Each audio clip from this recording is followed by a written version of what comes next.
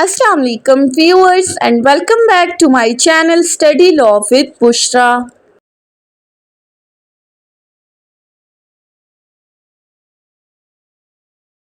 So we were discussing Law Gate syllabus and in today's video we are going to discuss chapter 4 of Pakistan Penal Code.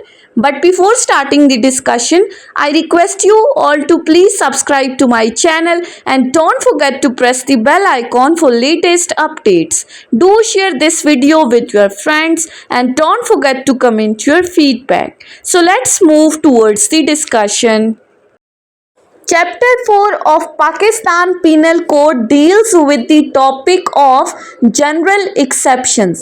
अब ये general exceptions क्या है, इनको PPC के अंदर क्यों इनकॉर्पोरेट किया गया है, हम इस आज की वीडियो में स्टडी करेंगे। अब पाकिस्तान पिनल कोड हमारे पास क्या है, एक जनरल लॉ है और हमें पता है कि whenever there is a law there is a general exception. और यही मामला पीपीसी के साथ भी है कि पाकिस्तान पिनल कोड एक जनरल लॉ है और उसी जनरल लॉ के अंदर हमें कुछ एक्सेप्शंस बताई गई हैं और वो क्यों दी गई हैं। अब पीपीसी एक सब्सटेंटिव लॉ है, जनरल लॉ है, जिसके अंदर ऑफेंसेस को डिफाइन किया गया है और साथ ही साथ उनकी पनिशमेंट को भी बताया गया है। सो अगर आपको याद हो तो हमने चैप्टर 2 के अंदर सेक्शन 6 को डिस्कस करते हुए कहा था कि इस पूरे पीपीसी के अंदर हर ऑफेंसेस की डेफिनेशन और उनकी पनिशमेंट को चैप्टर 4 के अकॉर्डिंग समझना है। अब वो क्यों कहा था, क्योंकि जनरली हमने डेफिनेशन में क्या पढ़ा था कि हर वो बंदा जो कि इस तरह का एक्ट परफॉर्म करेगा तो वो ऑफेंस होगा और उसको उसकी सज़ा मिलेगी, वो लायबल होगा। लेकिन चैप्टर 4 हमें उन पर्सन्स और उन सर्कमस्टांसेस के बारे में बता रहा है कि कौन से ऐसे बंदे हैं या किन हालात में अगर कोई पर्सन कोई एक्ट परफॉर्म करता है तो वो ऑफेंस कंसिडर नहीं होगा। सो जनरल एक्सेप्शंस के अंदर उन पर्सन्स को एग्जेम्प्ट किया गया है अंडर दो सर्कमस्टांसेस। अब वो सर्कमस्टांसेस क्या हैं, वो कौन लोग हैं जिनको एग्जेम्प्ट किया गया है, जो कि लायबल नहीं होंगे अगर वो कोई एक्ट परफॉर्म करेंगे, वो ऑफेंस कंसिडर नहीं होंगे। सो स्टार्ट करते हैं सेक्शन 76 से। सेक्शन 76 बात करता है act done by a person bound or by mistake of fact believing himself bound by law. अब सेक्शन 76 ने क्या कहा, नथिंग इज एन ऑफेंस। पहली बात, नथिंग इज एन ऑफेंस, वो चीज ऑफेंस नहीं होगी। क्या चीज, which is done by a person who by the reason of mistake of fact and not by the reason of mistake of law in good faith believes himself bound by the law to do it. कि वो चीज़ offence नहीं होगी अगर कोई person कोई ऐसा act perform करता है मिस्टेक ऑफ फैक्ट के अंदर रहते हुए। अब यहाँ पर मिस्टेक ऑफ लॉ की बात नहीं हुई क्योंकि ignorance of the law is no excuse. So अगर फैक्ट्स की मिस्टेक है और अगर कोई पर्सन गुड फेथ के अंदर कोई काम करता है और साथ ही साथ वो ये यकीन कर लेता है गुड फेथ के अंदर कि मैं बाउंड बाय लॉ हूँ, कानून ने मुझ पर ये जिम्मेदारी डाली है, मैं इस चीज़ को पूरा करना मेरी जिम्मेदारी है, ये काम करना मेरे जिम्मे है। सो अगर वो अपनी जिम्मेदारी समझते हुए गुड फेथ के अंदर मिस्टेक ऑफ फैक्ट के अंदर कोई काम कर लेता है तो वो चीज़ ऑफेंस कंसिडर नहीं होगी। अब कैसे, अब इसको एक एग्जांपल से समझते हैं। फॉर एग्जांपल हमारे पास एक बंदा है, ए पुलिस ऑफिशियल है, जिसको कोर्ट ऑफ लॉ की तरफ से डायरेक्शंस दी गई हैं कि आपने फलां बी पर्सन को जाके अरेस्ट करना है और अरेस्ट करके उसे कोर्ट में प्रोड्यूस करना है। अब यहाँ पर ए ने क्या समझा, मेरी कानूनी जिम्मेदारी है, मुझे कोर्ट ऑफ लॉ ने कहा है तो मैं इस बंदे को अरेस्ट करके पेश करूंगा। ए गया बी के घर, जब वो बी के घर गया तो वहां पर एक और पर्सन सी भी मौजूद था। अब ए ने ना बी को देखा है ना सी को देखा है, सो वो कंफ्यूज है कि बी कौन है और इसी कंफ्यूजन में वो सी को अरेस्ट कर लेता है। लेकिन यहाँ पर जो सी को उसने अरेस्ट किया है वो गुड फेथ में किया है, मिस्टेक ऑफ फैक्ट के अंडर किया है, उसे नहीं पता था कि सी बी नहीं है। अरेस्ट करके उसे कोर्ट ऑफ लॉ में वो प्रोड्यूस कर देता है। अब यहाँ पर ए का ये जो एक्ट था सी को अरेस्ट करना, बी समझते हुए ये चीज़ ऑफेंस कंसिडर नहीं की जाएगी क्योंकि उसने गुड फेथ में काम किया, खुद को बाउंड बाय लॉ कंसिडर किया, मिस्टेक ऑफ फैक्ट के अंडर काम किया है। सो सेक्शन 76 ने क्या कहा कि गुड फेथ में अगर आप कोई काम करते हो under the mistake of fact तो वो ऑफेंस कंसिडर नहीं होगा।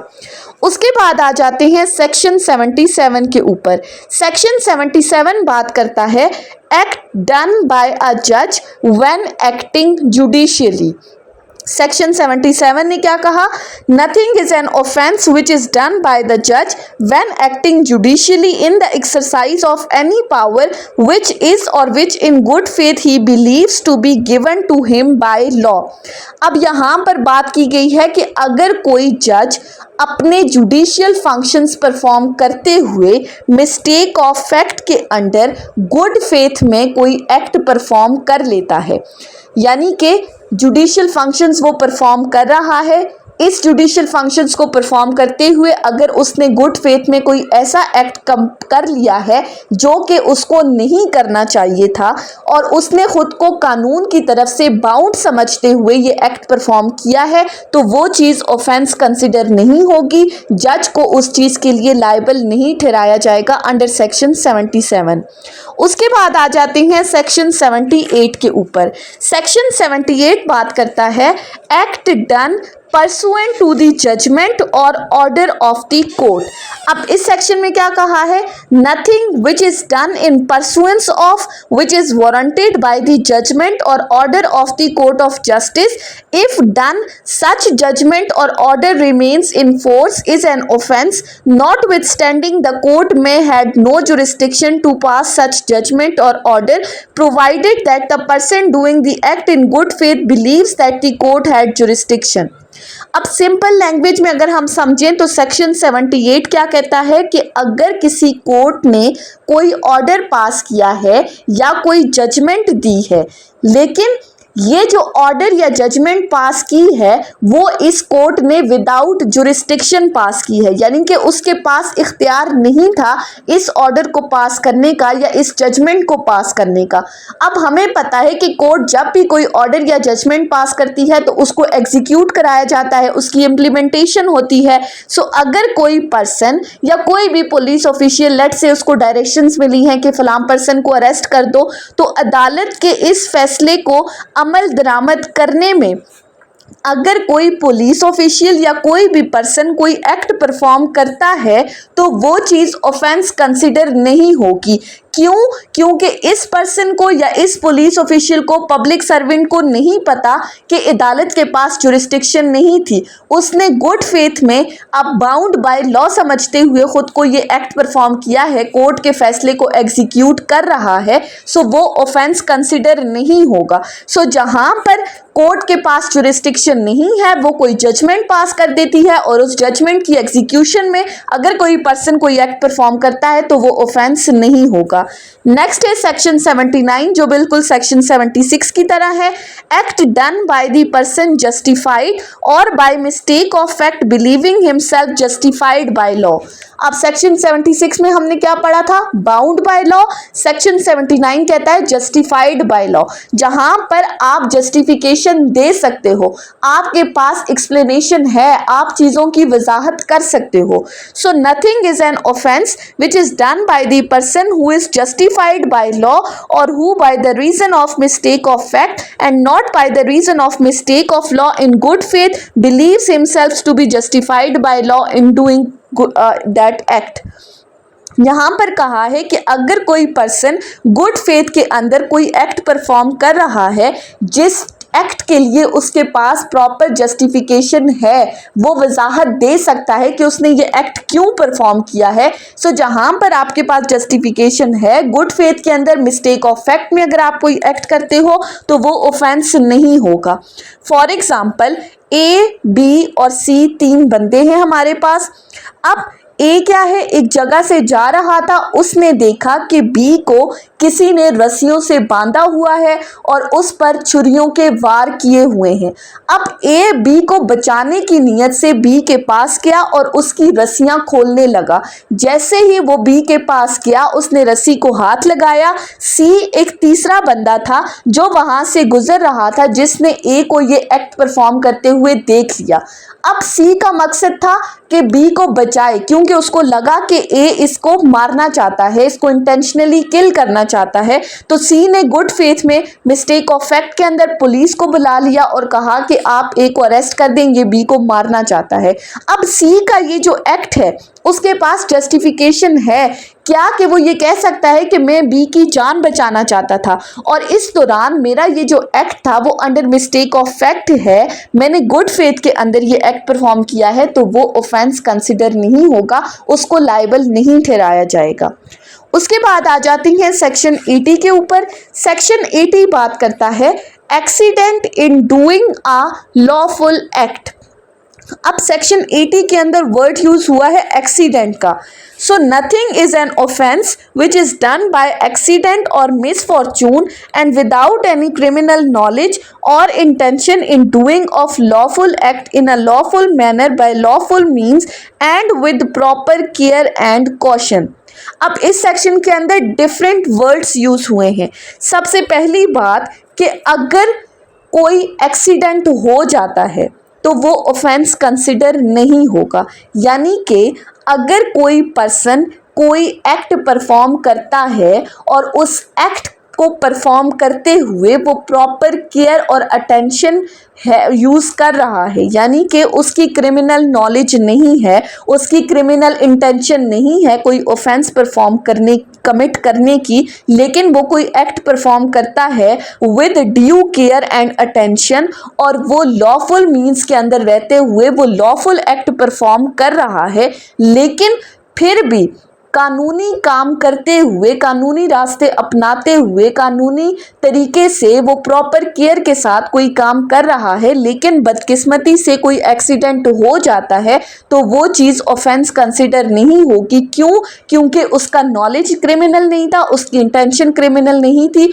उसकी इंटेंशन ऑफेंस कमिट करने की नहीं थी, तो वो चीज़ ऑफेंस कंसिडर नहीं होगी। अब इसको भी हम एक एग्जाम्पल से समझ लेते हैं। फॉर एग्जाम्पल, हमारे पास दो बंदे हैं ए और बी।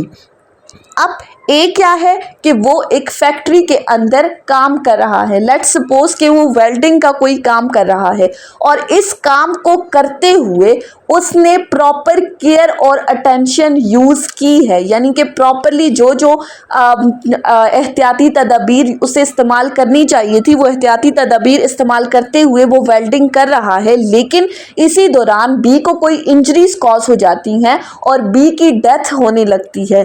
तो अब यहाँ पर ए का चूंकि इंटेंशन नहीं था क्रिमिनल, उसका नॉलेज नहीं था, बी को वो मारना नहीं चाहता था, प्रॉपर केयर के साथ उसने लॉफुल मींस यूज करते हुए अपना काम किया, लेकिन बदकिस्मती से एक्सीडेंट हो गया और उसको इंजरीज कॉज हो गई। सो यहाँ पर उसका ये जो एक्ट है ये ऑफेंस की कैटेगरी में फॉल नहीं करेगा, वो इस चीज़ के लिए लायबल नहीं होगा क्योंकि वो गुड फेथ में काम कर रहा था।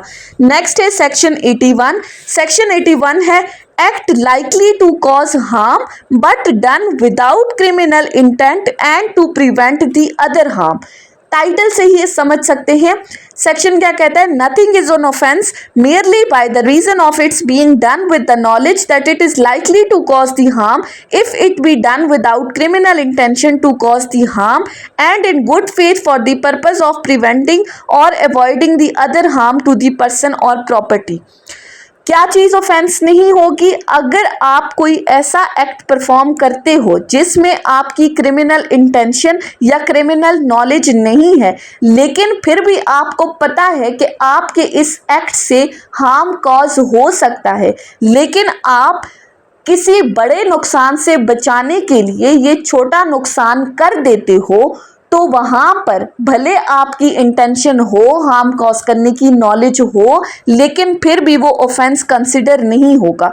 फॉर एग्जाम्पल, हम एक एग्जाम्पल से समझते हैं कि एक जगह पर आग लग जाती है।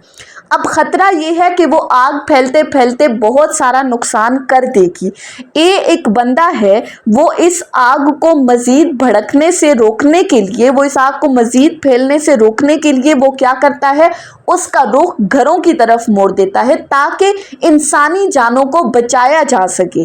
अब यहाँ पर उसको पता है कि प्रॉपर्टीज को नुकसान हो रहा है, लेकिन वो बड़े खतरे से बचाने के लिए, इंसानी जानों को नुकसान पहुंचाने से रोकने के लिए वो ये खतरा मोल ले लेता है। सो यहाँ पर भले उसकी इंटेंशन थी हार्म कॉज करने की, नॉलेज था, लेकिन चूंकि उसने बड़े नुकसान से बचाया है, अदर हार्म से उसने बचाया है, तो उसका ये एक्ट ऑफेंस कंसिडर नहीं होगा एज पर सेक्शन 81। उसके बाद आ जाते हैं सेक्शन 82 और सेक्शन 83। इसको हम मिला के देख लेते हैं क्योंकि इनमें एक ही चीज को डिस्कस किया गया है। Section 82, nothing is an offence which is done by the child under 10 years of the age. अब ये सेक्शन लॉ गेट के हवाले से बहुत इंपॉर्टेंट है। हर बार इस सेक्शन से क्वेश्चन लाजमी बनता है कि अगर कोई बच्चा है जो कि 10 साल से कम उम्र का है और वो कोई एक्ट परफॉर्म करता है तो वो ऑफेंस नहीं होगा, उस पर्सन को, उस बच्चे के ऊपर लाइबिलिटी नहीं आएगी। पहले इस सेक्शन के अंदर एज बताई गई थी 7 ईयर्स की, लेकिन बाद में अमेंडमेंट के थ्रू ये कर दी है 10 ईयर्स की। सो आपको याद होना चाहिए, लॉ गेट में अगर ये क्वेश्चन आता है तो आपने 10 ईयर्स के ऊपर ही क्लिक करना है। यानी कि 10 साल से कम उम्र का बच्चा, उसकी इतनी मेच्योरिटी नहीं है, उसकी इतनी मेंटल कैपेबिलिटी नहीं है, सो अगर वो कोई एक्ट परफॉर्म करता है तो प्रिजम्पशन ये ली जाती है कि उसका नॉलेज नहीं था। उसके बाद है सेक्शन 83। सेक्शन 83 कहते हैं nothing is an offence which is done by the child above 10 years of the age and under 14 who has not attained the sufficient maturity of understanding to जज the nature and consequences of his conduct on that occasion. Section 83 कहता है कि 10 साल से ज्यादा है उम्र का बच्चा है, लेकिन 14 साल से कम उम्र का बच्चा है जिसका मैच्योरिटी लेवल इतना नहीं है, जिसकी मेंटल अंडरस्टैंडिंग इतनी नहीं है कि वो नेचर ऑफ द एक्ट को समझे और उसके कॉन्सिक्वेंसेस को माइंड में लाए। यानी कि वो जो एक्ट परफॉर्म कर रहा है उसको इतना नॉलेज नहीं है, उसकी इतनी मेंटल अंडरस्टैंडिंग नहीं है कि ये जो मैं एक्ट परफॉर्म कर रहा हूँ इसके कॉन्सिक्वेंसेस क्या हो सकते हैं, इसके क्या नताइज हो सकते हैं, इससे क्या नुकसान पहुंच सकता है। सो सेक्शन 83 के अकॉर्डिंग प्रिजम्पशन ये ली जाती है कि क्योंकि बच्चे की मेंटल अंडरस्टैंडिंग इतनी नहीं है, मैच्योरिटी लेवल इतना नहीं है, लिहाजा वो जो भी एक्ट परफॉर्म करता है वो ऑफेंस की कैटेगरी में फॉल नहीं करेगा। उसके बाद है सेक्शन 84। सेक्शन 84 बात करता है act of the person of unsound mind. Unsound mind, nothing is an offense which is done by the person who at the time of doing it by the reason of unsoundness of the mind incapable of knowing the nature of the act that he is doing what is either wrong or contrary to the law। अब ऊपर हमने age group की बात करती, यहाँ पर कहा है कि अगर किसी भी एज ग्रुप का बंदा है लेकिन वो अनसाउंड माइंड है, वो पागल है, उसको नहीं पता कि वो जो एक्ट परफॉर्म कर रहा है उसका क्या कॉन्सिक्वेंसेस हैं, वो आया जो एक्ट वो कर रहा है वो सही है या गलत है, लॉ इस चीज़ की इजाज़त दे रहा है या नहीं दे रहा, ये कॉन्ट्ररी टू द लॉ है लेकिन जो एक्ट में परफॉर्म कर रहा हूँ, तो चाहे वो जिस एज ग्रुप का भी हो, चूंकि वो अनसाउंड माइंड है, उसकी मेंटल कैपेबिलिटी इतनी नहीं है, मेंटल अंडरस्टैंडिंग इतनी नहीं है कि उसको चीज़ों के बारे में पता हो। सो अगर ऐसा बंदा कोई एक्ट परफॉर्म करता है तो वो भी ऑफेंस की कैटेगरी में फॉल नहीं करेगा, उस पर्सन के ऊपर कोई लाइबिलिटी नहीं आएगी। नेक्स्ट है सेक्शन 85। सेक्शन 85 बात करता है act done by the person incapable of judgement by the reason of intoxication caused against his will. अब यहाँ पर इंटॉक्सिकेशन की बात की गई है कि अगर आप किसी को कोई नशावर चीज़ दे देते हो जिससे वो बेहोश हो जाता है, उसकी मेंटल अंडरस्टैंडिंग ख़त्म हो जाती है और वो कोई एक्ट परफॉर्म करता है, so nothing is an offence which is done by the person who at the time of doing it by the reason of intoxication incapable of knowing the nature of the act that he is doing what is either wrong or contrary to the law provided that the thing which intoxicated to him was administered without his knowledge or against his will।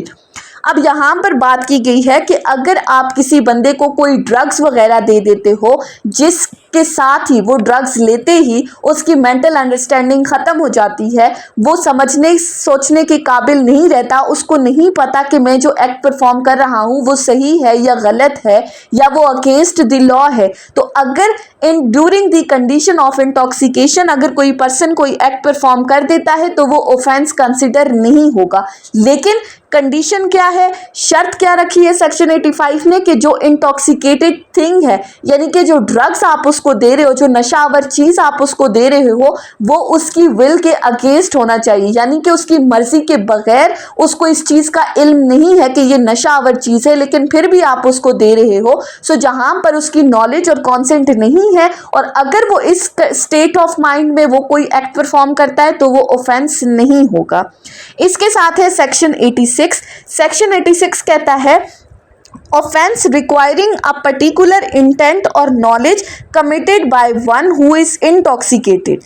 अब इस section में क्या है, in cases where an act done is not an offense unless done with particular knowledge or intent। अब section 86 कहता है कि अगर किसी बंदे ने इंटॉक्सिकेटेड स्टेट ऑफ माइंड के अंदर कोई एक्ट परफॉर्म किया है, कोई ऐसा एक्ट जिसको परफॉर्म करने के लिए पर्टिकुलर नॉलेज और इंटेंशन चाहिए थी, और अगर वो उस स्टेट ऑफ माइंड में वो एक्ट परफॉर्म कर देता है तो फिर तो वो लायबल होगा।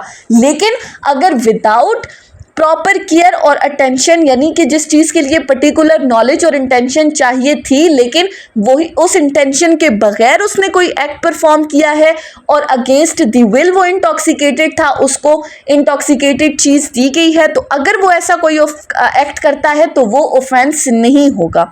सो ये थी हमारी आज की डिस्कशन सेक्शन 76 से सेक्शन 86 के ऊपर। नेक्स्ट वीडियो में हम सेक्शन 87 से डिस्कस करेंगे इंशाल्लाह। सो आई होप कि आपको ये लेक्चर समझ में आया होगा अगर आपने इस वीडियो को अटेंटिवली सुना है तो। अगर आपको ये वीडियो अच्छी लगी है तो इस वीडियो को लाइक करें, कमेंट करें और चैनल को ज़रूर सब्सक्राइब करें। Thank you so much for watching this video. Till then अल्लाह हाफिज़।